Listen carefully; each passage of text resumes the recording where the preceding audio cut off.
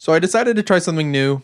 I'm standing up now, and I have a handheld microphone. Okay, so I was waiting for one of my classes, and I was talking to someone about the difference between Logic Pro and Ableton.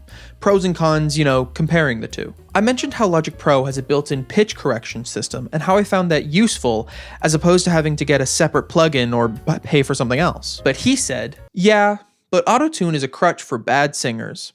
I'd rather just get a good vocal take. Honestly, I couldn't focus on the class I was going into. I was too caught up thinking about that statement and the sentiment behind it. Why do we think Autotune is a bad thing? Also, why is there a stigma around Autotune? I think it's important to note the difference between Autotune and pitch correction. Autotune is a type of plugin that automatically does pitch correction for you, whereas with pitch correction, like melodyne, you can manually go in and change individual notes. Both, I believe, have this stigma around them. So when I'm talking about Autotune, in this case, I'm talking about both the plugin and the manual system. I think it's more about the fact of tuning the vocals rather than the technology itself. There are two great videos I want to direct your attention to. One is by Sideways and the other one is by Gabby that are linked in the description that go into different aspects and situations about Autotune. You need to have some basic singing ability to be able to sound natural with Autotune. But what I want to focus on is why? Why do we care about vocal tuning compared to other instruments? Autotune can be used for specific tuning of individual pitches. It's most commonly used on vocals, but can also be used for other instruments, most typically monophonic or one note at a time instruments. Bass, for example, is something that Autotune can really help if some notes here and there are not in tune. I've used it on slide guitars. It has a bunch of different applications. And I think that's important to note. We have such a focus on making sure that our bass, guitar, pianos are in tune relative to each other and the tuning system that we use, but let's not go into that today, that's a whole other video. But when we try to apply that same focus to vocals, it's seen as a crutch or lazy. Welcome to this camera angle. To give an example of what I'm talking about, here is me singing a G. La. And here is me singing a G. La. But these waveforms are completely different. What that means is that even if you are singing the same note, you're never singing the same thing twice. We are human, our voices aren't confined by frets or keys on a keyboard. So when singing a chord like this one,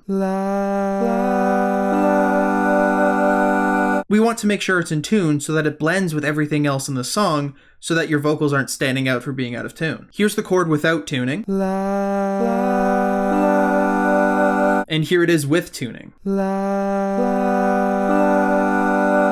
Still human, but in tune. Almost no one's voice is perfectly in tune all of the time. There's an almost in that sentence for perfect pitch people and Jacob Collier, but I swear I've seen Jacob Collier tune his voice up and down cents before. I remember talking in one of my college classes about Autotune. The teacher said, Autotune can't fix bad singers. Your delivery and expression as a vocalist are some of the most important. Autotune can be used to make sure that everything tonally makes sense, but can't infuse your voice with emotion. This brings me to the thesis by Catherine Provenzano, and I'm sorry if I mispronounced that name, titled Emotional Signals, Digital Tuning Software and the Meanings of Pop Music Voices. I highly recommend you read it.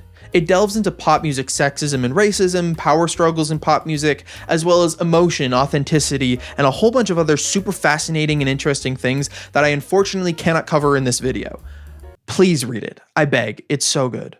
In that thesis, they say, but for those artists expected to be able to perform pitch as an indication of their ability and worth, explicit alignment with any pitch modifying orthotics would only undercut part of that upon which their value hinges. And that, I think, is where this stigma comes from. Whether directly or indirectly, the media, the pop music world, or whatever powers at be have created this expectation of singers to have a more than human vocal ability. Don't get me wrong, they probably have some exceptional skill in musicality and singing, but being human is a part of that ability, and humans are not perfect. Here's a non-music example of where I'm going with this. Take photography. You can take an excellent photo with a camera. Get your angles right, golden hour, set your ISO or shutter speed properly, all that fancy stuff. But then you take that photo and digitally enhance it, even if it's ever so slightly, in Photoshop or some other editing software using color wheels or saturation levels to make it pop even more. That doesn't change the fact that you're still a good photographer and took a banging photo. It's the same with vocals.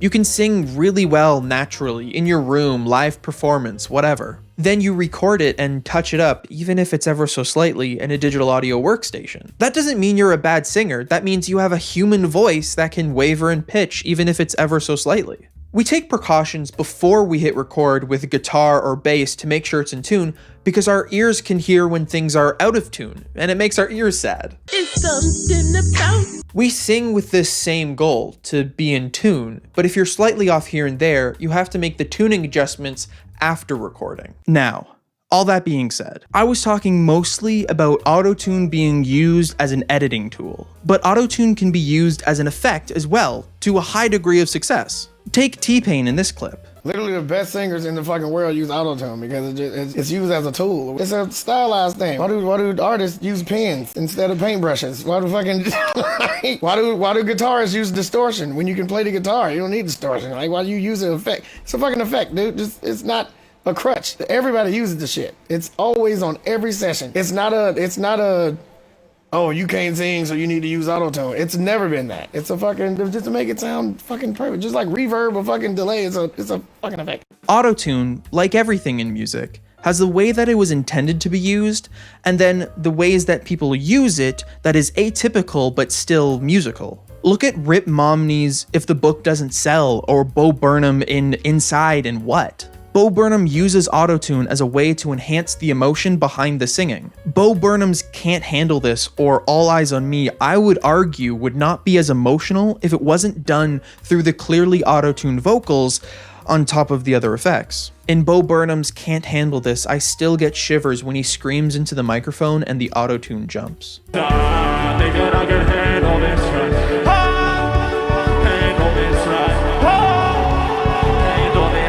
It's about how you use it. Thank you for watching. I like that last one there.